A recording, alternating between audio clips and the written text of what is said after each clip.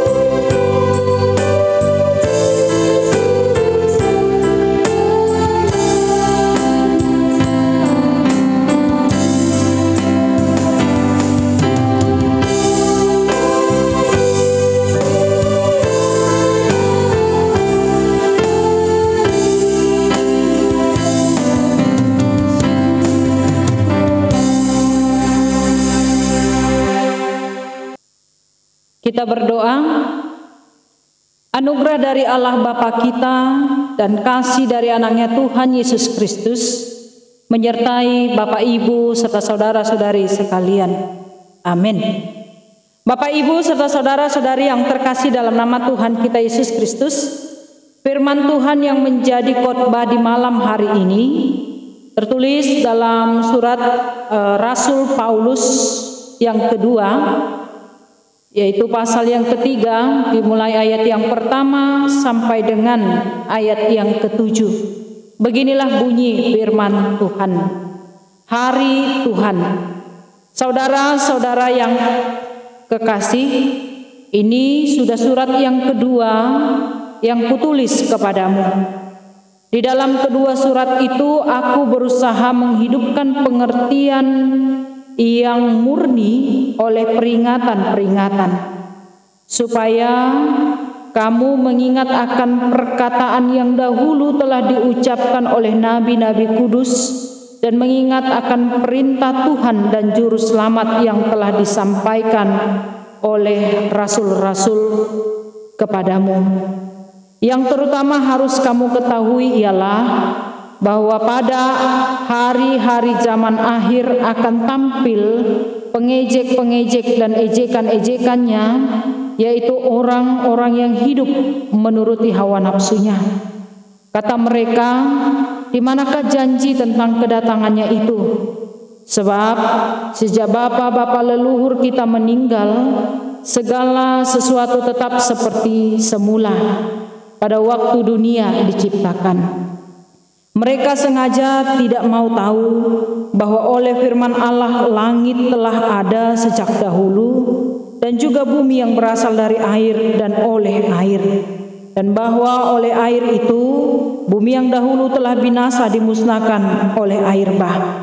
Tetapi oleh firman itu juga langit dan bumi yang sekarang terpelihara dari api dan disimpan untuk hari penghakiman dan kebinasaan orang-orang fasik. Demikian pembacaan firman Tuhan. Bapak, Ibu serta saudara-saudari yang terkasih dalam nama Tuhan kita Yesus Kristus, dalam akta kredo atau pengakuan iman umat Israel, khususnya dalam perjanjian lama, mereka mengakui bahwa pada mulanya Allah lah yang menciptakan langit dan bumi. Langit itu sendiri tercipta menurut pemahaman atau pengakuan dari umat Israel adalah berasal dari air, dan di dalam langit itu bumi diciptakan. Di dalam langit bukan hanya bumi saja yang tercipta, tetapi ada ribuan benda-benda angkasa seperti bintang. Namun manusia ada juga di dalam bumi itu. Langit yang tercipta di dalam air itulah yang disebut semesta atau jagat raya. Langit itu begitu kecil sebab tercipta di dalam air. Artinya langit dan seluruh isinya dikelilingi oleh air yang besar. Di atas air itulah roh Allah melayang-layang atau berada atau dikelilingi.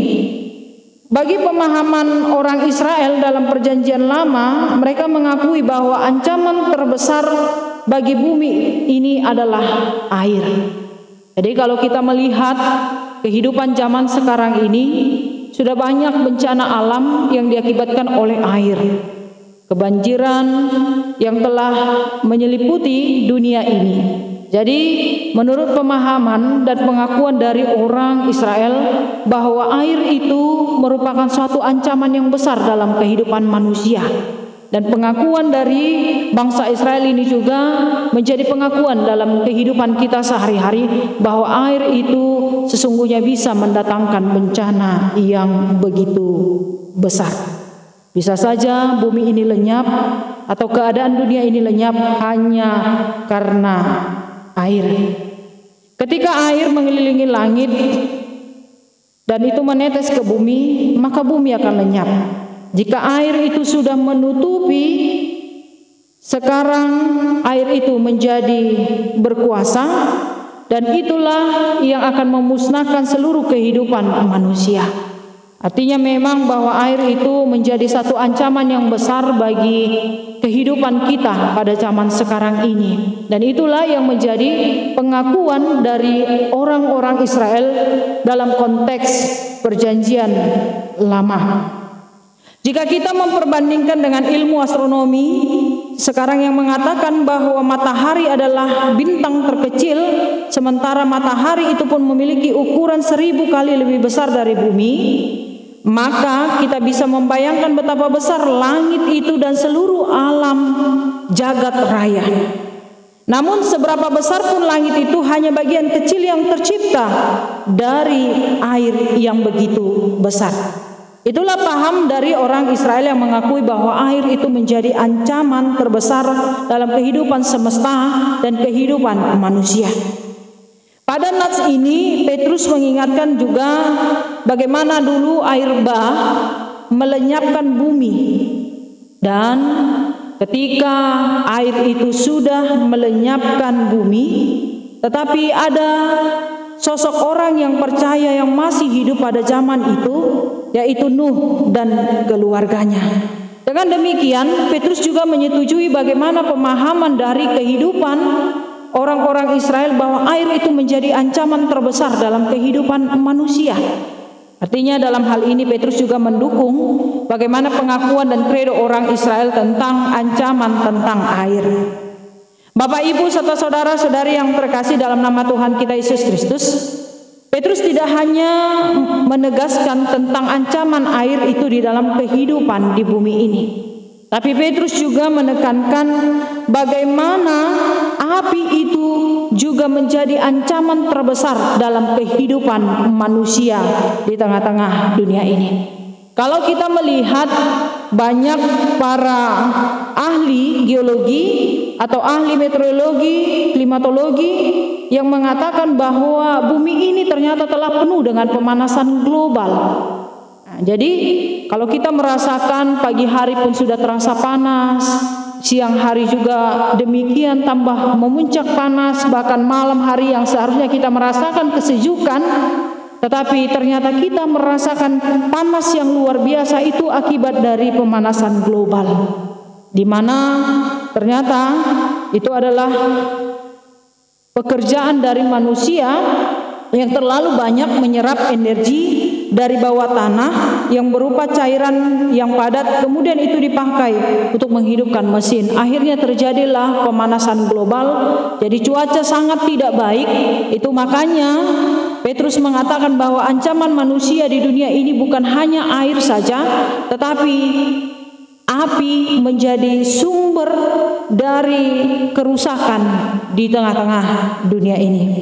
Oleh karena itu, permintaan manusia zaman sekarang yang menghendaki segala sesuatunya lebih mudah, maka mesin-mesin pabrik, kendaraan bermotor, dan seluruh benda yang memiliki mesin penggerak tidak berhenti untuk diproduksi. Semakin lama, dunia ini semakin penuh dengan polusi.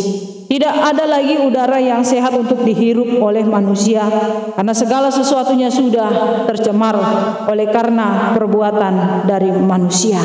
Bahkan atmosfer sendiri sudah semakin lama mengalami penipisan. Ya, atmosfer juga telah mengalami kebocoran, maka bumi dan seluruh isinya akan terbakar. Maka tidaklah salah ketika Petrus hendak menjelaskan bagaimana ancaman baru bagi bumi adalah api sendiri. Bapak, Ibu, serta saudara-saudari yang terkasih, apa yang terjadi di tengah-tengah dunia ini, banjir, kebakaran, dan lain sebagainya, itu adalah akibat dari kerakusan manusia, keserakahan manusia, dan hawa nafsu manusia yang tidak menjaga dan memelihara alam sekitar yang sudah diciptakan oleh Tuhan. Karena itu dalam hal ini Petrus sendiri menjelaskan tentang ancaman baru bagi bumi ini, yaitu api yang akan memusnahkan seluruh bumi. Dan Petrus juga menekankan bagaimana ancaman bumi itu memperjelas bahwa ternyata manusia sudah tidak takut lagi kepada Allah, sehingga sering terjadi pembakaran hutan, sering terjadi pemotongan pohon. Semua itu mengakibatkan apa yang sudah diciptakan oleh Tuhan itu menjadi rusak, sehingga alam yang sudah Tuhan ciptakan itu tidak lagi terpelihara dan tidak lagi menjadi sumber tempat manusia untuk berlindung, bahkan mencari kehidupan yang jauh lebih baik lagi. Namun dalam hal ini Petrus juga menekankan bagaimana ketika akhir zaman nanti, ketika Tuhan sudah datang untuk kedua kalinya, maka disitulah Allah akan menentukan kehidupan orang-orang yang tidak mau memelihara kehidupan yang telah Tuhan berikan. Dan Tuhan juga akan memberikan suatu kehidupan yang baru bagi mereka yang percaya kepada Tuhan. Artinya saat terjadi pembakaran hutan atau terjadi juga pabrik yang sudah mengotori udara, bahkan api itu sendiri sudah menjadi pemanasan global, orang-orang yang tidak takut akan Tuhan itu akan menerima hukuman. Tetapi bagi mereka yang takut akan Tuhan di akhir zaman nanti, mereka akan menerima keselamatan. Sama ketika air bah itu terjadi, hanya Nuh dan keluarganya lah yang terselamatkan. Mengapa mereka diselamatkan? Karena mereka percaya kepada Tuhan. Jadi dalam hal ini Petrus ingin mengarahkan kepada kita Bapak Ibu bahwa ketika Tuhan menciptakan semesta langit, bumi dan segala isinya, manusia harus memelihara bagaimana supaya tetap lestari, bagaimana supaya tetap bisa bumi ini penuh dengan keindahan dan penuh dengan rasa yang bisa kita nikmati dengan udara yang begitu segar. Bapak Ibu serta saudara-saudari yang terkasih, hawa nafsu itu membuat manusia menjadi orang-orang yang serakah. Hawa nafsu itu juga membuat orang semakin tidak percaya kepada Tuhan. Namun dalam hal ini Petrus ingin menegaskan bahwa segala sesuatu yang manusia perbuat itu harus mereka pertanggungjawabkan. Dan pada akhirnya nanti apa yang menjadi keinginan manusia yang telah merusak bumi ini itu akan dipertanggungjawabkan. Karena itu pemeliharaan akan ekosistem alam sekitar itu perlu untuk dikembangbiakan. Bagaimana orang tua memulainya dengan mengajari anak-anaknya tentang menjaga dan melestarikan alam sekitar. Dan pada waktunya orang-orang yang percaya kepada Tuhan atas pemeliharaan yang sudah mereka lakukan, mereka akan menerima berkat yang luar biasa dari Tuhan, yaitu keselamatan. Karena itu Bapak Ibu serta saudara-saudari yang terkasih dalam nama Tuhan kita Yesus Kristus, Rasul Paulus juga Petrus ingin menegaskan bahwa kepercayaan kepada Tuhan itu sendiri haruslah kita bina. Sebagaimana orang Israel tadi mengarahkan diri mereka, pengakuan mereka, kredo mereka bahwa Tuhanlah yang menciptakan segala sesuatunya, maka tugas manusia adalah menjaga dan memelihara ekosistem yang sudah ada.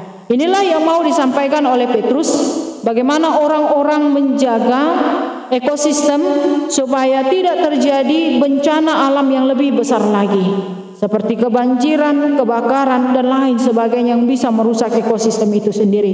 Karena itu jangan mengejar hawa nafsu hanya untuk kepentingan diri sendiri, tetapi mari melestarikan apa yang sudah Tuhan berikan kepada kita. Tuhan Yesus memberkati, kita berdoa. Terima kasih ya Tuhan atas anugerah dan kasih setia Tuhan sepanjang hari ini di dalam segala aktivitas dan rutinitas kami.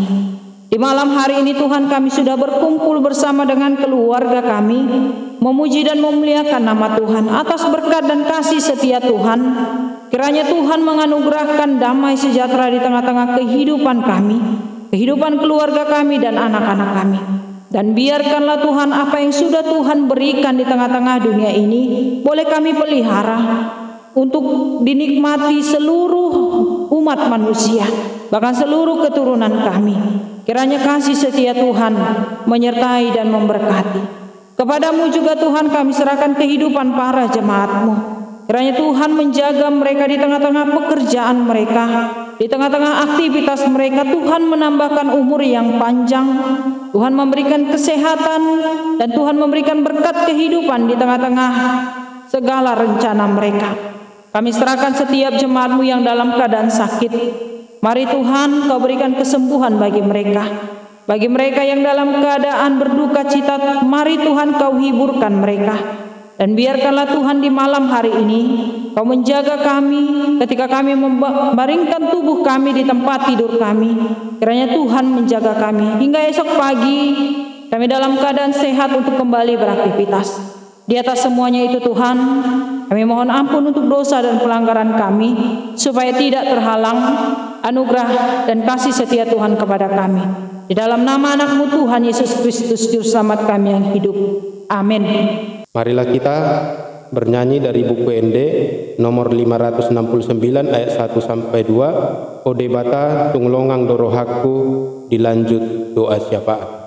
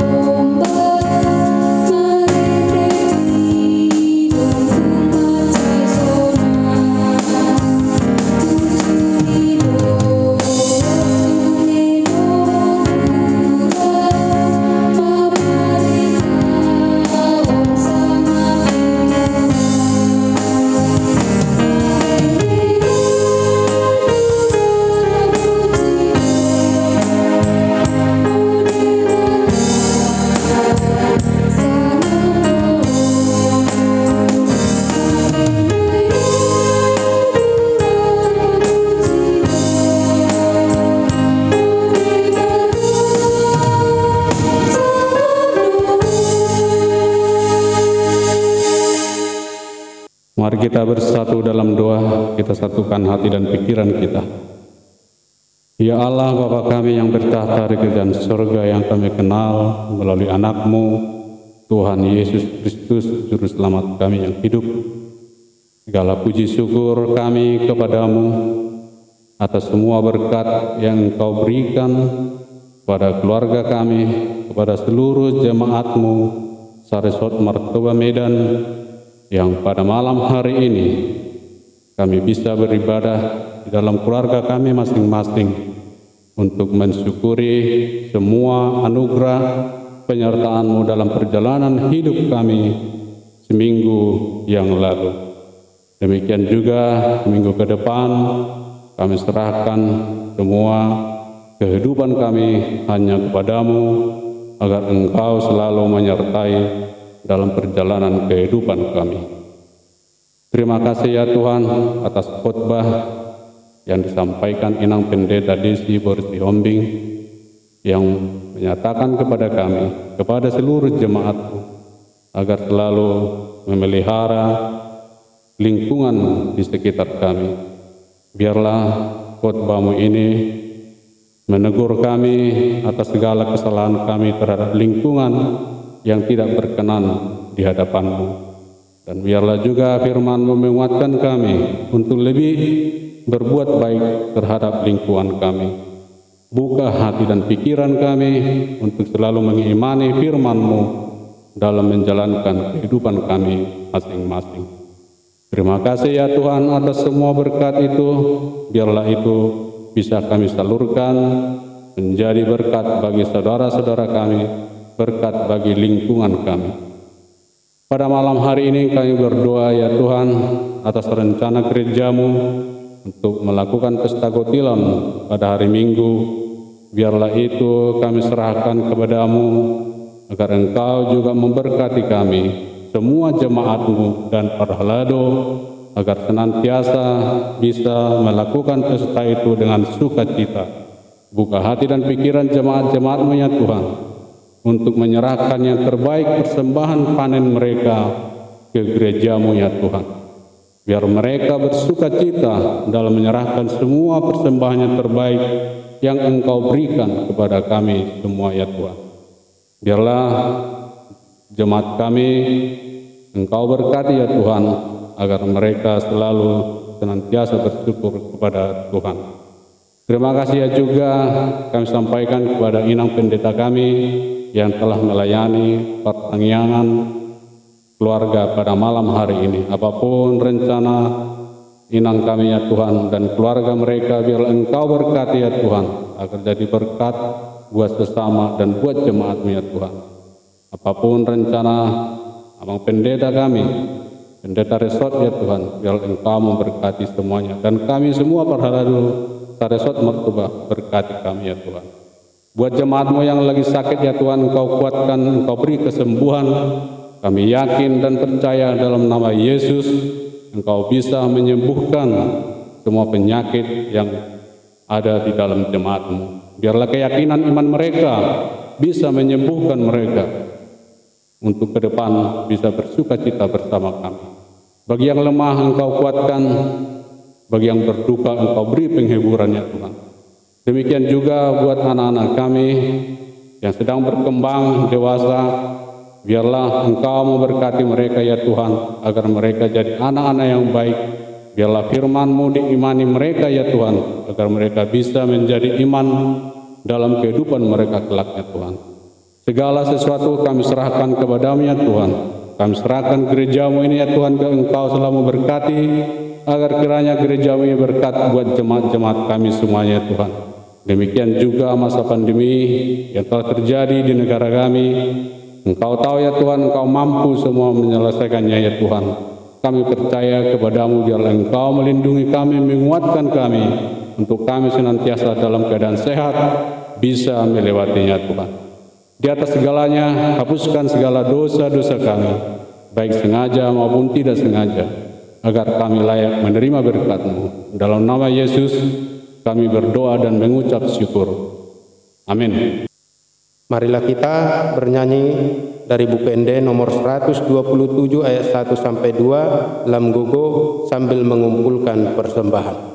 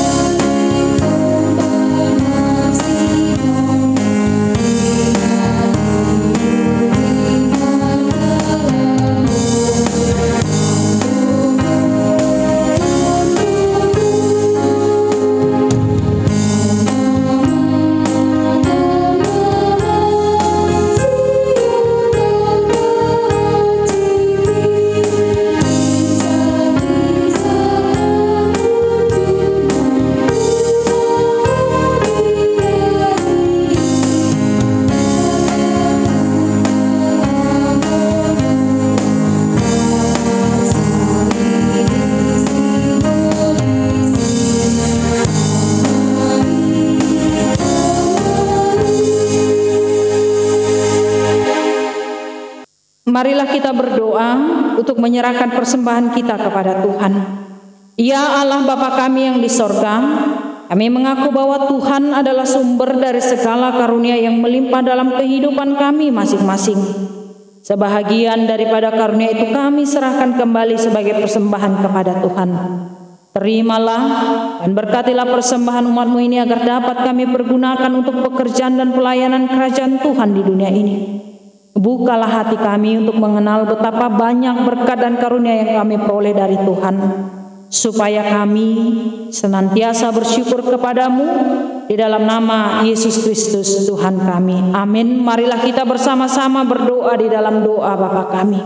Bapa kami yang di sorga, dikuduskanlah namamu, datanglah kerajaanmu, jadilah kehendakmu di bumi seperti di sorga. Berikanlah kami pada hari ini makanan kami yang secukupnya, dan ampunilah kami akan kesalahan kami, seperti kami juga telah mengampuni orang yang bersalah kepada kami. Dan janganlah membawa kami ke dalam pencobaan, tetapi lepaskanlah kami daripada yang jahat. Karena Engkau yang empunya kerajaan dan kekuasaan dan kemuliaan sampai selama-lamanya. Amin. Kasih karunia dari Tuhan kita Yesus Kristus dan kasih dari Allah Bapa, juga persekutuan Roh Kudus menyertai Bapak, Ibu, serta saudara-saudari yang terkasih. Amin.